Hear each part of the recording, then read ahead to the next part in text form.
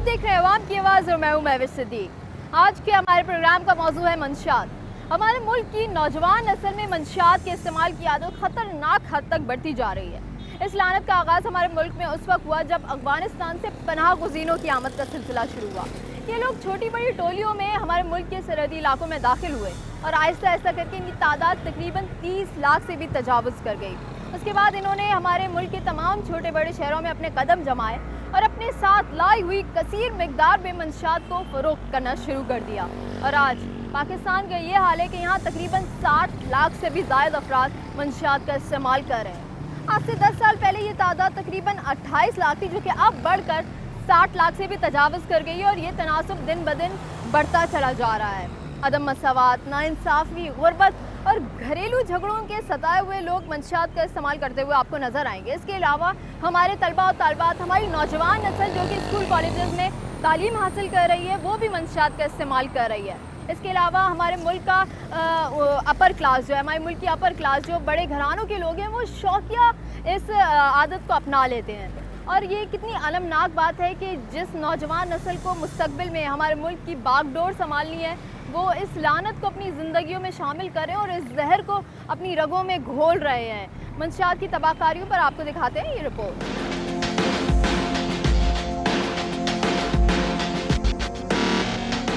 आलमी सतह पर मंशियात की मांग पूरा करने वाला सबसे अहम मुल्क अफगानिस्तान है, जो दुनिया की तकरीबन 70% तलब को पूरा करता है। अफगानिस्तान के बाद दूसरा मुल्क म्यांमार यानी बर्मा है, जो तकरीबन 20% अफ्यून फराहम करता है।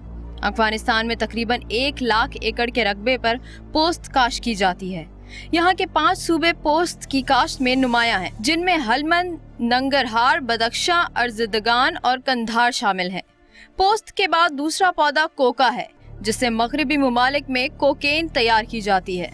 लातीनी अमेरिका में कोका के खेत कोलंबिया, पेरू और बोलिविया की मईशत को अपने शिकंजे में जकड़े हुई है, जो शुमाली अमेरिका और यूरोप के नौजवानों को अपना शिकार बनाती है।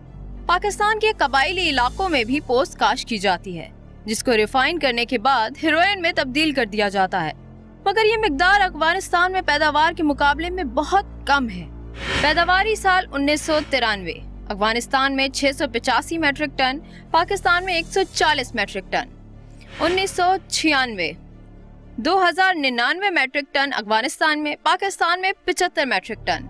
पैदावारी साल 2000 अफगानिस्तान में 3656 मैट्रिक टन, पाकिस्तान में 11 मैट्रिक टन।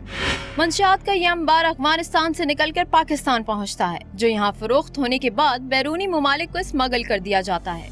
मंशियात की मांग हमारे मुल्क के नौजवानों में दिन ब दिन बढ़ती जा रही है। गुर्बत के मारे मुफलिसी के सताए हुए लोगों के साथ साथ मुतवस्सित तबके से ताल्लुक रखने वाले नौजवान भी अपनी जिंदगी में दरपेश मुख्तलिफ किस्म के मसाइल से फरार हासिल करने की खातिर इस जहर को अपनी जिंदगी में उतार लेते हैं। आपको ये जानकर यकीनन हैरत होगी कि मंशियात के इस्तेमाल के बायस दुनिया में हर साल तकरीबन 40 लाख से ज्यादा अफराद अपनी जिंदगी से हाथ धो बैठते हैं। मंशियात के आदी अफराद को उमूमन हमारे मुआशरे में अच्छी नजरों से नहीं देखा जाता, जो उनके साथ सरासर ज्यादती है। ये लोग हमारी नफरत के नहीं बल्कि हमारी हमदर्दी और ताउन के मुस्तहिक हैं, क्योंकि इन लोगों को नशे की लानत से दूर रखकर उन्हें माशरे के लिए कारामद शहरी बनाया जा सकता है। नाज़रीन, आपने हमारी ये रिपोर्ट देखी, आपने देखा कि क्या तनासुब है और कितनी मिकदार में हमारे मुल्क में लोग मंशियात का इस्तेमाल कर रहे हैं। और आपने देखा कि किन किन मराहिल से गुजर कर मंशियात हमारे मुल्क में आती है और किन किन तरीक़ों से लोग इसको इस्तेमाल करते हैं और अपनी ज़िंदगियां बर्बाद कर लेते हैं। हमें अपने इर्द गिर्द, गली मोहल्लों में, गली कूचों में हर जगह ऐसे लोग नज़र आएंगे जो कि मंशियात का इस्तेमाल कर रहे हैं। आज हम आपकी मुलाकात ऐसे ही कुछ लोगों से कराएंगे जिन्होंने मंशियात को अपनी ज़िंदगियों में अपनाया, उनको मंशियात का इस्तेमाल किया और अपनी ज़िंदगियाँ बर्बाद कर दी। आइए चलते हैं और आपकी उनसे बात करवाते हैं।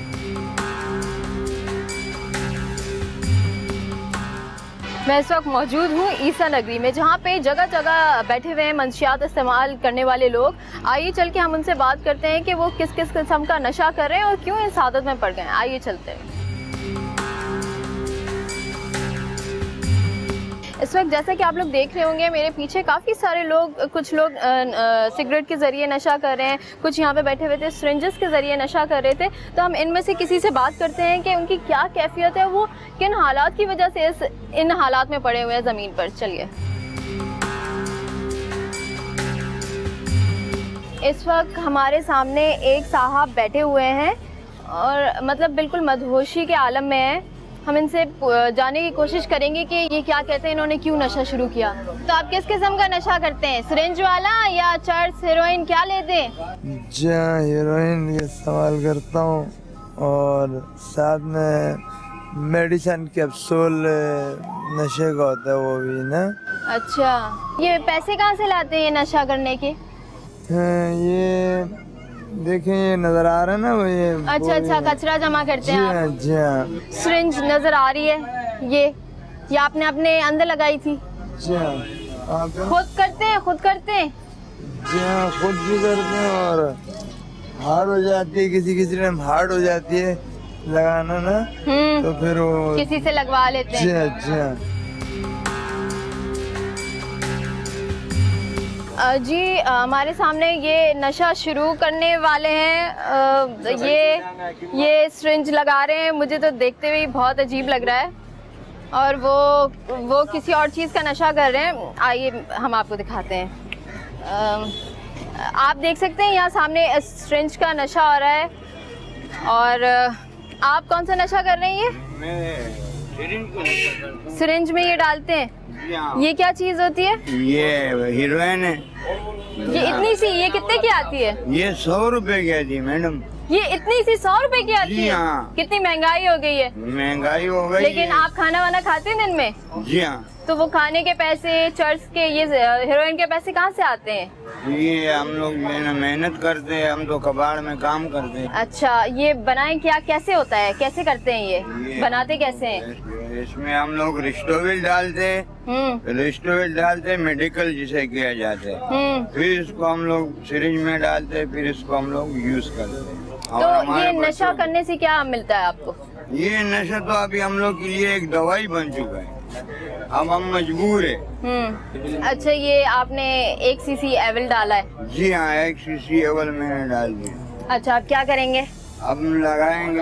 अच्छा जी, हमारे पास एक स्ट्रीट डॉक्टर हैं जो कि इनकी हेल्प करेंगे ये इंजेक्शन लगाने में। ये अभी इन्होंने अपना हाथ पकड़ा है और वेन तलाश कर रहे हैं वो, ताकि वेन के अंदर लगे आउट ना हो जाए। और ये बहुत केयरफुली लगा रहे हैं और इन्होंने काफ़ी लोगों को लगाया और ये हेल्प करते हैं लोगों को इस चीज़ में। एक और शख्स मौजूद हैं जो ड्रग यूज़र हैं और इनका पूरा सिरिंज ब्लड से भरा हुआ है। हम इनसे बात करते हैं कि क्या हुआ इनके साथ। जी अस्सलाम वालेकुम। वालेकुम सलाम मैडम। ये आपके इंजेक्शन में ब्लड क्यों है, खून क्यों आ गया? ये मैडम खून इसलिए आ गया कि हम जो है ब्लड ले रहा था, वो ब्लड लेने के साथ जो है ना हम काफ़ी देर हम पिनकी में चला गया था। पिनकी में तो इंसान को होश में जिंदगी गुजारनी चाहिए, ये मदहोशी में क्या मजा आ रहा है आपको? बिल्कुल मैडम, जब से HIV की बीमारी लगी हुई है तो ये HIV की बीमारी की आपने वजह कब से टेस्ट करवाया था? 2000 में करवाया था, तो आपको 2002 तब में। से है HIV? जी। अच्छा, दिन में कितने पैसे का नशा करते हैं? जी मैडम, जितना पैसे पैदा हो जाता है इतने का करता है। खाना वाना नहीं खाते? मैडम खाना अगर भूख लगा भी होता है तो खाना बाद में करते और पहले नशे का करते हैं। जी हमारे साथ एक हीरो मौजूद हैं जो काफ़ी किट में यहाँ बैठे हुए हैं नशा करने। हम इनसे पूछते हैं कि इनका नाम क्या है और इन्होंने क्यों नशा इस्तेमाल करना शुरू किया। जी अस्सलाम वालेकुम। वालेकुम सलाम। आपका नाम? मेरा नाम एरिक। तो आप ये सिरिंज का नशा कब से कर रहे हैं? ये सिरिंज का नशा मेरे को 8 साल हो गए। कहाँ से मिलती है ये बलोच होटल पुल है, यहाँ से मिलती है। एक औरत है वो बेचती है, ये कब्रिस्तान का गेट है, इसके पास ही गटर है। गटर के अंदर बैठा हुआ होता है। अच्छा, जो औरत बेचती है तो वो सिर्फ यही नशा बेचती है या कोई और चीजें बेचती है और उसके साथ नहीं साथ नहीं, वो रखा नशा हुआ है? ही वो ये थैलियाँ देती है। जी अस्सलाम वालेकुम। वालेकुम सलाम। आप कौन सा नशा करते हैं? मैडम मैं जो नहीं है नशा शराब और हीरोइन का नशा अभी करता आपने हूँ। कौन सा नशा किया हुआ है? अभी मैं हीरोइन और रेस्टोरेंट का नशा किया हुआ। क्या पढ़ाई करते थे? छोड़ दिया मैडम, हर काम करता हूँ, जेब भी काटता हूँ। सही है ना? तो ऐसी हालत में जेब कैसे चोरी कटती भी होगी? करता खड़ा है। तो हुआ नहीं जा रहा। नहीं नहीं, वो कट जाता है। कट जाती है? हाँ, पढ़े लिखे? माशाल्लाह पढ़ा लिखा हूँ। कितना पढ़ा? अल्लाह का शुक्र है, कुरान मजीद हिफ्ज कर चुका हूँ।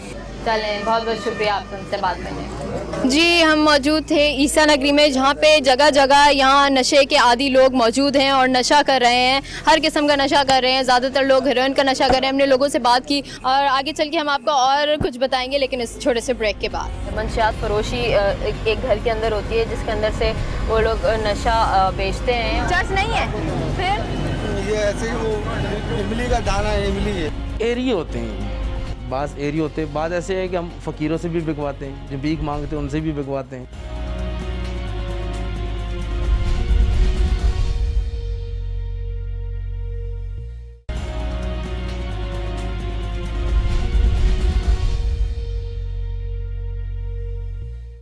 इस वक्त हम मौजूद हैं ईसा नगरी की रोड पर और मेरे पीछे है बलोच होटल, जहाँ पे खुलेआम मंशियात फरोशी होती है। हमें पता चला था, एक ड्रग एडिक्ट ने हमें बताया था कि वो मंशियात ख़रीदता है इस जगह से और उसका मंशियात वो इस तरह से बेचता है कि एक बंदा गटर के अंदर छुपा हुआ होता है और गटर के ऊपर एक होल किया हुआ, जिसके अंदर से सिर्फ हाथ जो भी ड्रग एडिक्ट होता है वो डालता है और उससे मंशियात वो ले लेता है। तो ये काफ़ी खुफिया सा था, कुछ हमारे लिए कुछ तजस्सुस की बात थी। तो हमने एक ड्रग एडिक्ट को लिया, अब हम उसको भेजेंगे वही ड्रग खरीदने और आपको दिखाएंगे कि किस तरीके से वो ड्रग बेच रहा है और वो बंदा ड्रग खरीद रहा है।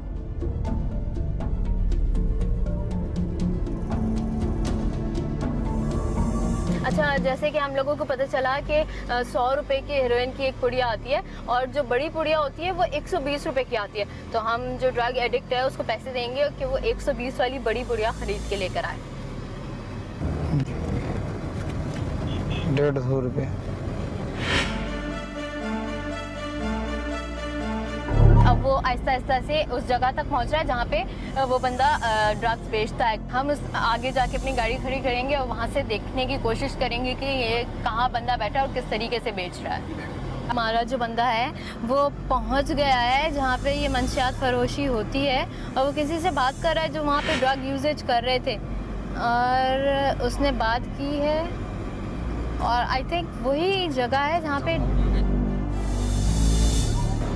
और आप देख रहे हैं कि हम लोगों को बिल्कुल अंदाजा नहीं था, जिस रोड के ऊपर से हम लोग चल के आए थे उसी के अंदर एक छोटा सा सुराख है जिसके अंदर से हाथ डाल के उसने उसको पैसे दिए, वहाँ से वो खरीद रहा है। उसके बाहर चौकीदार टाइप के 2 लोग बैठे हुए थे जो कि चर्ची लग ही रहे थे और हमें बिल्कुल ऐसा अंदाज़ा नहीं हो रहा था कि यहाँ बीच रोड में ऐसा कोई सुराख होगा और वो यहाँ से ड्रग खरीद रहे होंगे। बड़ी हैरत की बात है ये कि ये बीच रोड में एक इतना सा होल है जिसके ज़रिए से वो ड्रग खरीदने, और वाकई किसी को भी गुमान नहीं हो सकता कि यहाँ पे इस तरीके से ड्रग बेची जा सकती है। बहुत हैरत की बात है। ये मंशियात की लानत कितनी हद तक हमारी नौजवान नस्ल को ख़राब करती जा रही है और इस लानत से हमें छुटकारा पाने के लिए कुछ ना कुछ करना पड़ेगा। हुकूमत को भी इक़दाम उठाने पड़ेंगे क्योंकि इस तरीके से इस लानत को और बढ़ावा मिलता है और इसकी रोकथाम बहुत मुश्किल हो जाती है। पाकिस्तान में भी जगह जगह हर जगह आपको इस तरह के हेरोइनची और नौजवान लोग नशा करते हुए दिखाई देंगे। साइकिल वाला देखें हमें फॉलो कर रहा है। आप लोग जैसे कि देख रहे हैं हमारे इस बंदे ने ख़रीद लिया है ड्रग और वो ड्रग लेके आगे जा रहा है। हम इससे अब मालूम करेंगे कि इसको पता तो नहीं चला कि ये ख़रीदने आया और ये हम लोगों के साथ है और इससे पूछेंगे इसने ख़रीदी, ये कामयाब हुआ है या नहीं हुआ। जी, ये वापस आ गए हैं और इन्होंने मंशियात ख़रीद ली है और हम इनसे पूछते हैं कि इनको कोई मुश्किल तो नहीं पेश आई, उनको शक तो नहीं हुआ कि इन्होंने मंशियात खरीदी। जी, आपने उनसे मंशियात खरीदी, उनको शक तो नहीं हुआ? जी नहीं, कोई शक नहीं हुआ। अच्छा, रोड पे वो क्या था, सुराख था छोटा जी? सा? वो कोई गटर बना हुआ है, गटर के अंदर बंदा बैठा तो है। कुछ नहीं था, वो तो फुटपाथ है, उसके नीचे नाला चल रहा है। नाले के अंदर बंदा बैठा होता है, वो माल बेचता है। और वो जो उसके बाहर बैठे हुए थे, जो वो उसका गार्ड है वो। अच्छा, तो उसको तो नहीं शक हुआ कि आप लेने आए हैं? क्योंकि आपने क्या बात की फिर उससे? मैंने उनको पैसे दिए। मैंने बोला भाई पहले तो 50 का मिलता था, अभी 100 का मिल रहा है और आप वो एकदम से 120 का 130 का कर दिया। अंदर बैठा हुआ है, उसकी आवाज़ आती है आपको सही से? जी, उससे मैंने पूछा जी कि 500 के लूँगा तो कितने मिलेंगे? वो बोलता है 500 के लोगे तो 4 मिलेंगे।